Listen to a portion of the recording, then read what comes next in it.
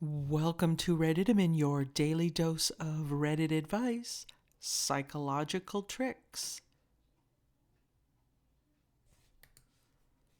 PT says, letting go of the expectations and disappointment of birthdays. Hi, everyone. I was wondering if anyone had any tricks to let go of the expectations on birthdays of people to care. I feel childish to care, and I know that I shouldn't, and yet I'm still bumming. Yesterday was my 20th birthday. My family forgot or just didn't care enough to say anything. I wish I wasn't hurt. I wish I could just pretend that it's any other day and move on. But it bothered me, with my brother in particular, because we are usually pretty close. For his birthday, I got him a $150 bong that he had been wanting for a while. This is pretty expensive as a gift for me because I don't have much money, but I wanted to do something good for him. He did say happy late birthday after making me drive about 3 hours to get him, us stopping for a sandwich, and afterwards him saying he doesn't have the $15 for the sandwich after he ordered it. Then him unboxing the $200 worth of clothes and bracelets he got himself. I really am bothered by being so bothered with this. It's his money and he doesn't owe me anything. I don't even want anything. I'm not even a very materialistic person. It just feels bad to feel so worthless to my family and unseen, I guess. But I know all this that I'm feeling is caused by my own expectations. How can I genuinely not have any expectations? How can I stop feeling so alone? I'm normally a fan of solitude until loneliness is imposed on me. Then I struggle with re-empowering my solitude. Thanks for your time. Edit. Thanks for all the birthday wishes, everyone. You really made my night. I would love to try to find some good people for next year. Friends are hard, ma'am. Thanks for this support, y'all.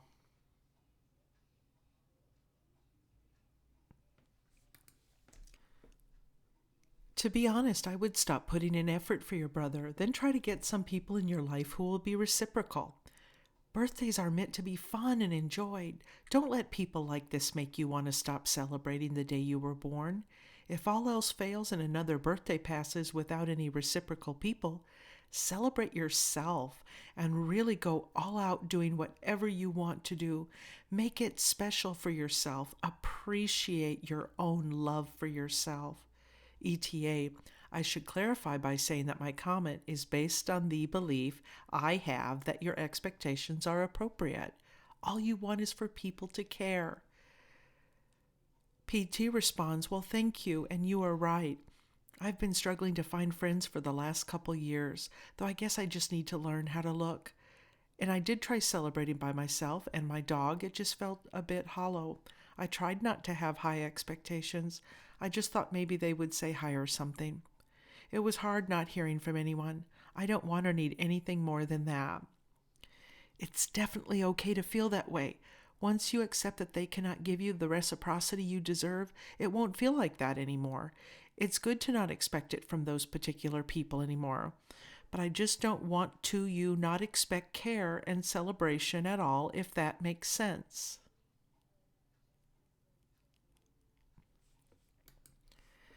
Happy birthday! You are completely valid to feel this way. Some people are just so focused on their own selves that they don't think of others, and unfortunately, this can even mean our own family. The worst part is not receiving in return what you are willing to give to another person. I think you should find ways to surround yourself with people who are invested in you and want to celebrate you on special occasions such as this. People like this are out there. You're one of them. I have focused on giving myself the gift of better than usual self-care and experiences I enjoy around my birthday. If it hadn't been for the Rona, I would have been a meditation. Happy birthday. You are completely valid to feel this way.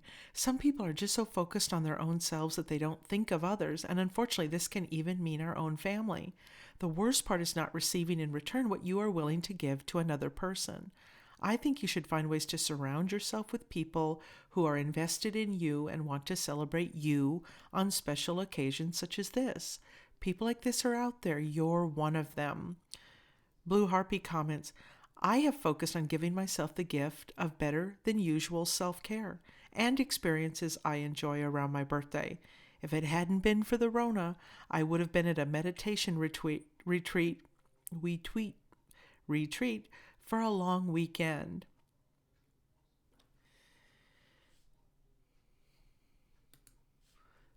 What I did is to decide that birthdays were for kids and to try to live like every day was to celebrate, not living like a hippie, but more like a mindset. It was also the end of buying and receiving a bunch of useless stuff, very happy about that. Only exceptions are kids or if there's something specifically needed by friend or family, then it's a good occasion for a gift. Same thing for Christmas. I'm not religious, so I don't see the point, really, except for the kids again. All occasions to buy more stuff, but unfortunately, it is always at the cost of others' life, other living beings, I mean. P.S. Happy birthday anyway, and you are not worthless, not for your family, and above all, hopefully not to yourself. People make all kinds of mistakes all the time. Never mind them. You can always talk to them about it, probably the thing to do if you want to get this out of your head. Golden Boy comments, your brother's a useless... Golden Boy comments, your brother's a useless dick. Throw your own birthday party with people you actually like next year. That's the tricky part about being a single adult. If you want something, you need to make it happen. Emilio comments, I have a brother like yours. It took a while and sucked to accept the realization that the older sibling I'd always looked up to, and for most of my 20s, pretty much dropped everything the second he asked, turned out to be just a shady, pathetic leech who never cared who he hurt. He never remembered my birthday. I'm fortunate because my other siblings and I are close, and we still all keep in touch on a regular basis. I think if I only had him to count on or trust, I'd feel like you too. Happy birthday. Everyone loves a fun reason to celebrate. Don't be shy because you have some crappy people surrounding you. Find some new ones and make this year your best so far.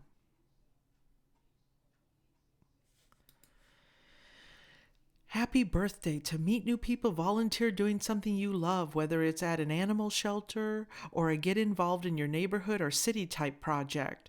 There are countless options. You can volunteer to fit your schedule. It's a mood lifter to help others instead of ruminating about being wronged. I'd be upset too. But I mean to take your mind off of your family, get involved in helping others. Dude, that sounds shit. You don't need to list your expectations. You could use telling people how you feel instead.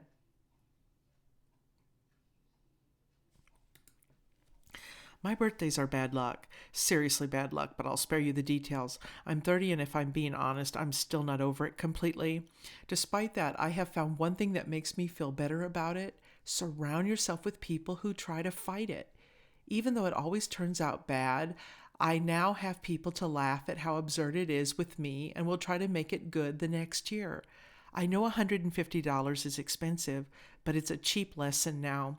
You are putting in more in the relationship with your brother than he is. I would start distancing yourself and focus on finding other people to fill your life. The one thing I wish I would have learned 10 years ago is talk doesn't matter, actions do. This applies to any relationship. If they are showing you with their actions they don't care, that matters far more than whatever excuse they pull out.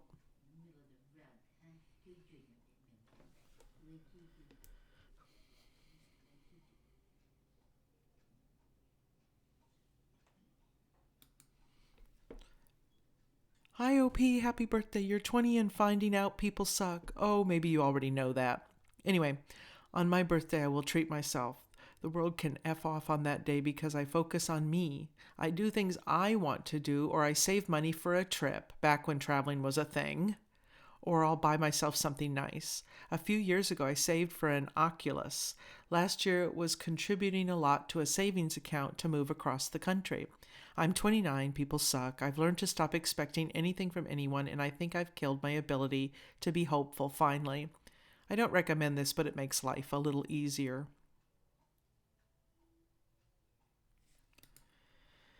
I got into the habit of planning fun things for my birthday that I could enjoy on my own, like a special museum exhibit, concert, or sightseeing. Sometimes I do a short overnight trip to another city. I invite other people, but if they don't show, I don't care because I'm doing a thing I know I'll enjoy anyways. I honestly feel that expectations in general are a dangerous thing. I try my best to avoid having them as much as possible. PT, how to stop one from being a hypochondriac. I've had this issue for quite some time, though it's not diagnosed yet. Even the slightest bump or tiniest pain makes me worry a lot and overthink. Is there a way to stop this?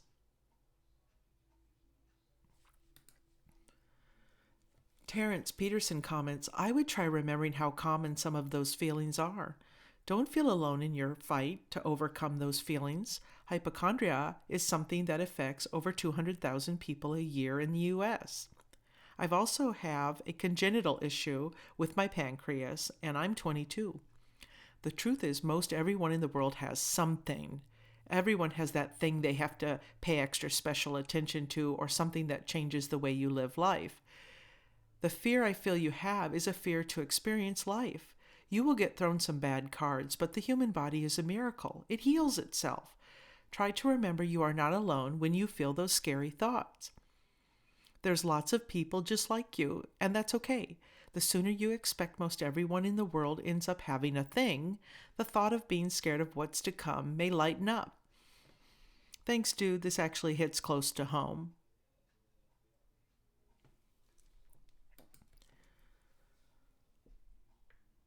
The Doobaluba comments, a good trick might be to sit down with a piece of paper and write down every time something has happened to you and how your body healed from it following that.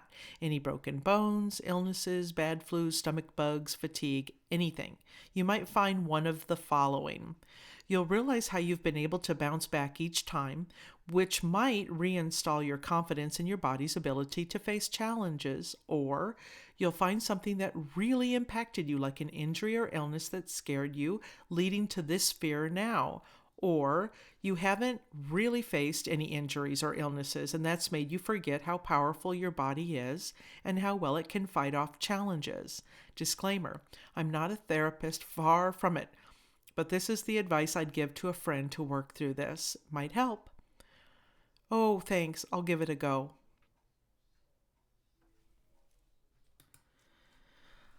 I'm a bit of a hypochondriac. I believe that I need a chiropractor to fix my joints, as well as brain scans, body scans, etc., due to my paranoia that I'm getting dumber and more forgetful, along with so many other things that I can't think of off the top of my head. I'm aware that it's probably nothing to worry about, but at the same time, I need to get checked out to make sure that it's not all in my head. Your post and comments made me realize I have some problem. I'm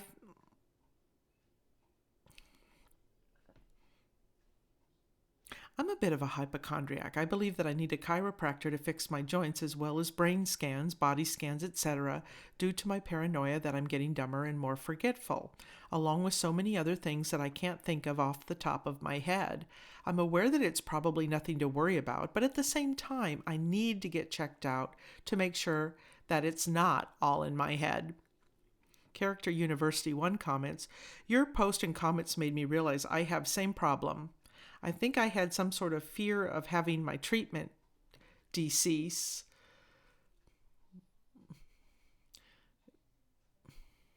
Your post and comments made me realize I have same problem. I think I had some sort of fear of having no treatment disease or really bad like cancer or etc. Like literally every time I have stomach ache or throat ache. I've seen doctor this month because I thought I had an oral cancer. Now I think I might have throat cancer because I have some ache and the thoughts keeps eating me alive. I don't know what to do and sometimes cry in late night because of that. I started to save money, don't buy any clothes for myself or some new devices for work because I might need money for treatment. Oh, that's so strange at times because I'm only 20. Sorry if I have some grammar mistakes. I'm not a native English speaker.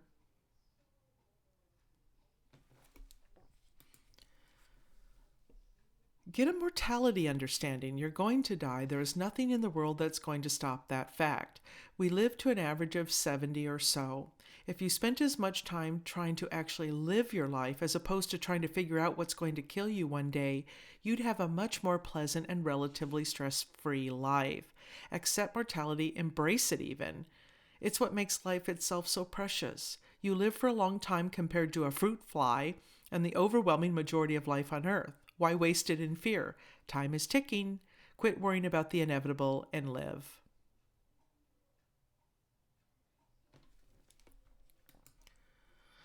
I'm a hypochondriac too, since I have intense fear of heart-related illness. Been having some really strong panic attacks lately. My advice is just to live healthily, which means nutritious food, exercise, and enough sleep and a healthy social life. First, it makes you feel like you're doing everything fine. Secondly, it will keep in order your stress hormone.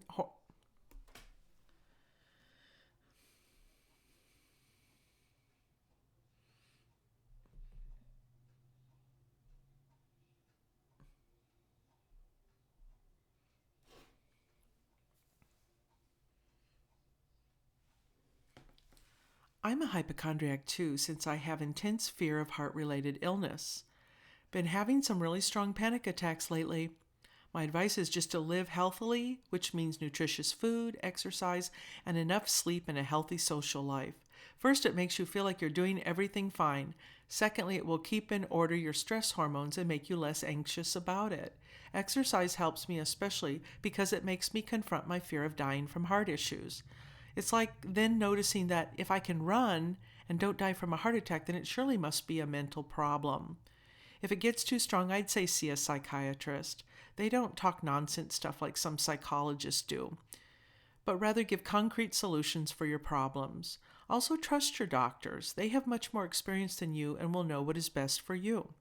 They often get impatient because they can't convince their hypochondriac patients that they are fine. That doesn't mean you should distrust them. Cheers. PT says, I know that I can't do nothing all day, but I still can't get myself to do something. I feel so bad. As everyone knows, lockdowns are in place in a lot of countries around the world, and we're all sitting at home.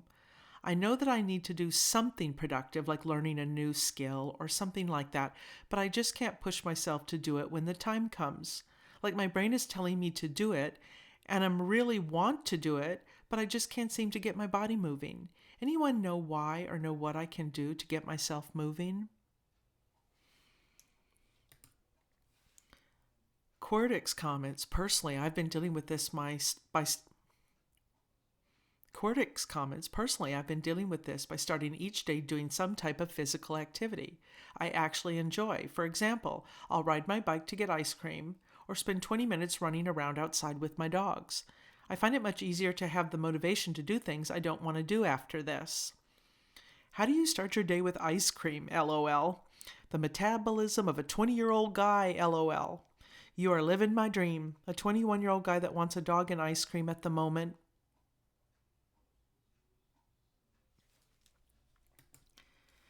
Amongst all the inspirational quotes and motivational images on the interwebs, there are a few that actually really speak to me. This is one of those pictures and it truly helps me. I have it pinned near my desk. Don't set too high goals. Just try to start somewhere, and the next step always comes easier than the last one. Which step have you reached today? I won't do it. I can't do it. I want to do it. How do I do it? I'll try to do it. I can do it. I will do it. You did it. I have the same problem recently. Once I begin whichever thing I have trouble starting, I quickly get into the flow, but starting is by far the most difficult part for me. I read somewhere that it has to do with a subconscious fear of doing whatever it is you want to do, but it may be different for everyone. It does make sense for me, since my thing I always have trouble starting is working on my art. I know I should. I know I enjoy doing it. I know I need to do it, but there's just this weird force that prevents me from doing it. As cliche and dumb as it sounds, what has worked for me is yelling F it and slapping myself and almost becoming angry, and I pick up my sketchbook, but as soon as I start, I find I have no issue continuing. Hope that helps even a little. Good luck!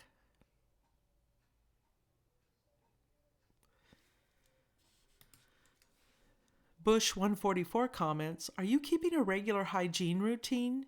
Is your living space clean and clutter-free? Are there any pressing issues in your life that you have the power to deal with but are waffling on? I asked these specific questions because once I corrected these 3 things, I found it easy to break from my inability to focus on something new. Took up woodworking and guitar making.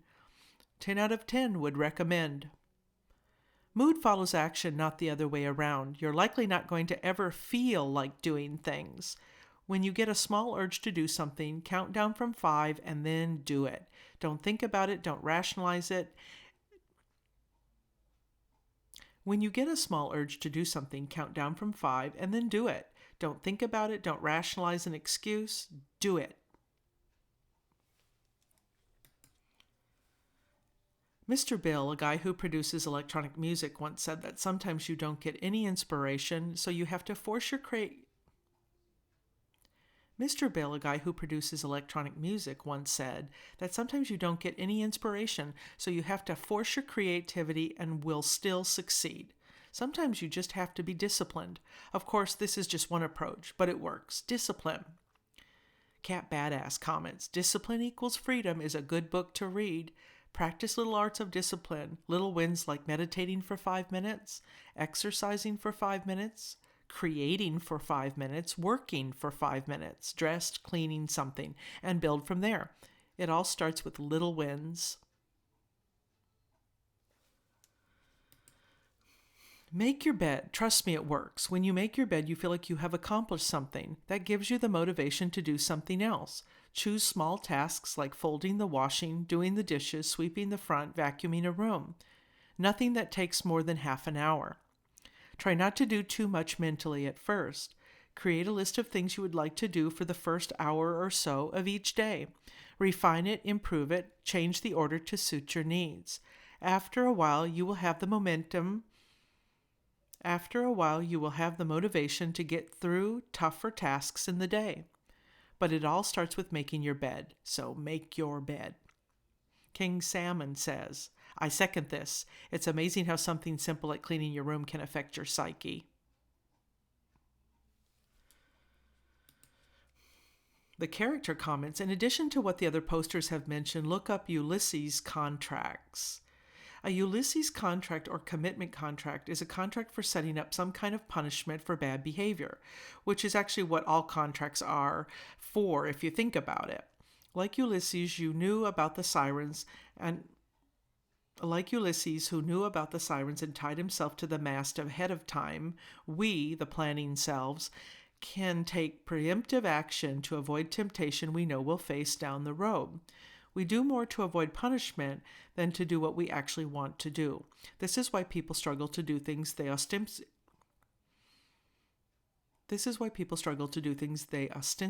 are passionate about, but show up at work day after day no problem. You don't have anything pushing you to learn a new skill. It's just nice to have. But you absolutely have something pushing you to get to work on time. There needs to be a cost to inaction. Action has to be something you need to do, not something you want to do. Remember that humans do not make choices in a vacuum. It is always a choice between things.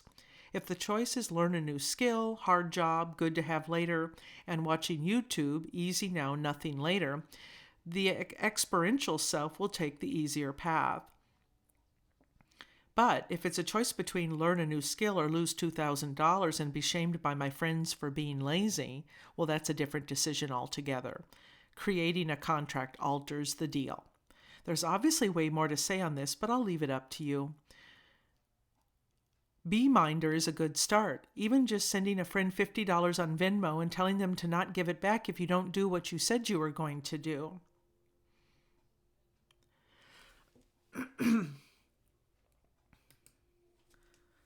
Remind yourself how good it felt those days that you did get lots done. Break it up into smaller pieces and start on each small piece. It's like when writing books. I'll just write a paragraph. Good habits start small. The trick is to build patterns of complex behavior that involves zero additional energy to add a new step. For example, when you wake up, start by putting a book you want to read on your desk. Just put it there. If you read some, fine, but that's not the goal at this stage. The next week, add the step that you turn to the page you are on and read one sentence. If you read more, fine, but that's not the goal at this stage. And so on. Hopefully the idea is clear. Just do one tiny little thing, the easiest thing. Caring comments, accept that you cannot do anything right now. Maybe you needed it. And also plan some things that make you relaxed and things you fully enjoy. Such days in between where you allow to do nothing and to just relax or do enjoyable things can bring you at peace and can make you more creative, so you might find ideas of what you want to learn or do. Remember them, keep relaxing, and then the next days could become more productive.